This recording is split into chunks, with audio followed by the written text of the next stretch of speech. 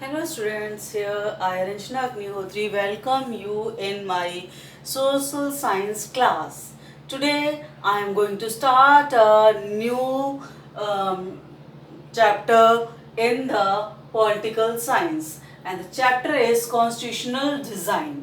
ठीक है, constitutional design में आज स्टार्ट कर रही हूँ जैसे कि सीबीएसई नॉर्म्स के हिसाब से इसमें सिलेबस को थोड़ा शॉर्ट कर दिया गया है, 30% कर दिया गया है।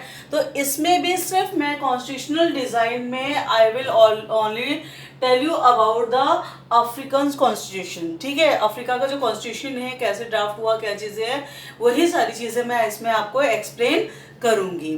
ठीक है, आज जो हम टॉपिक स्टार्ट कर रहे हैं, तो उस टॉपिक को स्टार्ट करने से पहले I want to tell you about the topics which we will study in this chapter. Okay, इस चैप्टर में हमें कौन कौन से टॉपिक्स पढ़ने हैं वो मैं आपको, इसको हम बोल सकते हैं चैप्टर चेकलिस्ट या chapter topics which we will study in this topic. तो सबसे पहले जो हम पढ़ेंगे वही है democratic constitution in South Africa. इसमें आपको दो चीजें पढ़नी पड़ेंगी, struggle against apartheid and number 2 is your towards a new constitution. ठीक है, नेक्स्ट आपका जो आ जाता है need of constitution and some basic. इसमें जो नीड ऑफ कॉन्स्टिट्यूशन में आप पढ़ेंगे उसमें जो दो चीजें आपकी आ रही हैं, number 1 is your some basic rules for all, some basic rules for all. Number 2 हो जाता है constitution a set of written rules. Constitution की डेफिनेशन ही है ये, a set of basic rules.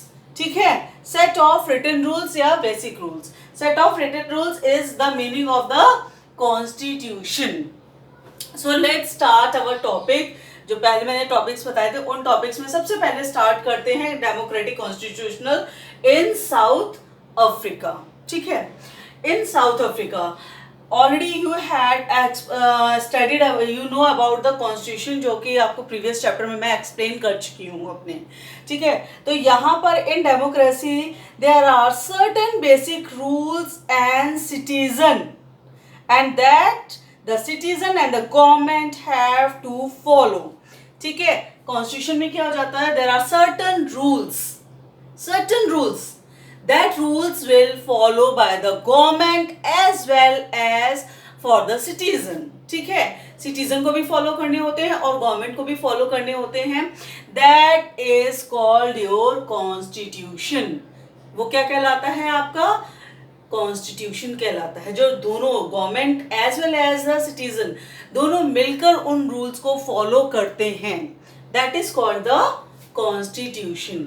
वो आपका क्या कहलाता है, कॉन्स्टिट्यूशन कहलाता है। ठीक है, it is a supreme law of the country. Constitution supreme law of the country, country का सुप्रीम लॉ है कॉन्स्टिट्यूशन। ठीक है ना, and it determines the right of the citizen and powers of the government and how the government should function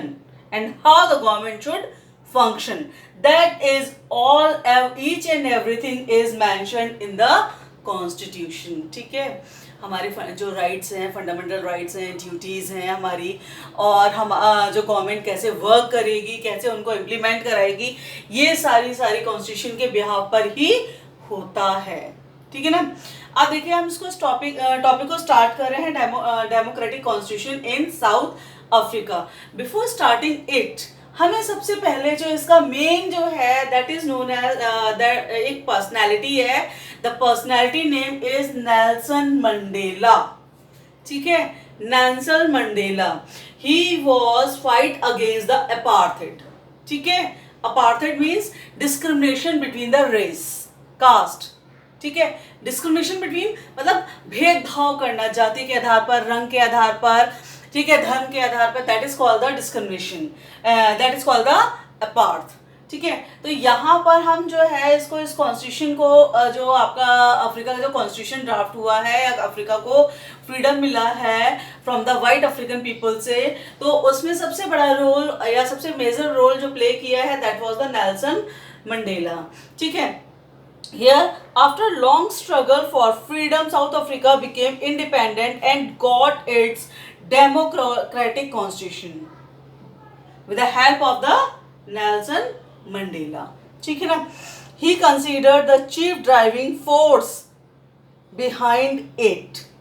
He not only fight for freedom but also for rights and equality among the black and white people. He was being tried for treason by the white South Africans government. Already ट्रेशन में history के उसमें आपको explain कर चुकी हूँ. ठीक है.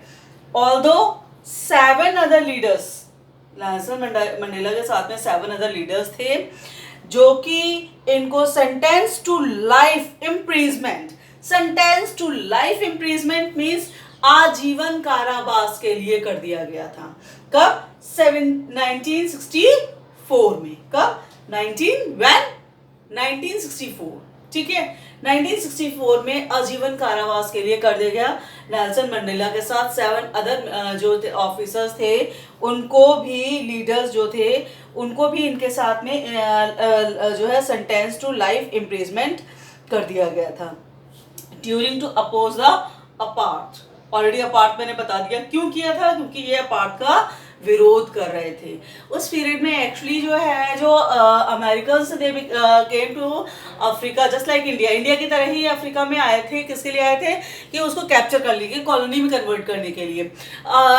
धीरे धीरे क्या है, they convert a local ruler, और वो फिर वहाँ के लोकल रूलर बन गए और उन्होंने जो है इसमें डिस्क्रिमिनेशन क्रिएट कर दिया according to the skin colour. ठीक है. स्किन कलर के जो है उसमें इन्होंने डिस्क्रिमिनेशन करना स्टार्ट किया एंड स्किन कलर डिस्क्रिमिनेशन के बिहाफ पर ही that is known as the apartheid. ठीक है. पूरा रिस्ट्रिक्शन कर दिया था कि वाइट पीपल, ब्लैक पीपल्स या African peoples not entered in the white colonies. ठीक है. वाइट टाउन जो है उसमें वो एंटर नहीं कर सकते थे. और बहुत ही मतलब बहुत ज़्यादा जो है इनके साथ में भी वही जैसे भारत में हुआ था, भारत के इसमें, वैसे ही यहाँ पर भी अफ्रीका में भी वही सारी चीज़ें हुई थी. And he follow the Mahatma Gandhi rules. Mahatma Gandhi के जो सत्य अहिंसा जो था उसको इन्होंने फॉलो किया और अप्रॉक्सीमेट 28 ईयर्स. ठीक है. 28 ईयर्स तक जो है ये जेल में बंद रहे, या हम कह सकते हैं नज़रबंद रहे. और ये कौन से इसमें जो इनको किया गया था, इनको प्रिजन किया गया था, that was the robin island. ठीक है. अफ्रीका के इसमें जो है इनको जो किया गया था कि नज़रबंद किया गया था, उस आइलैंड का नाम था रॉबिन आइलैंड. ठीक है. यहाँ पर जो है आपका जो नेक्स्ट टॉपिक आपको जो मैं नेक्स्ट वीडियो में एक्सप्लेन करूँगी, that was the struggle against अपार्थ.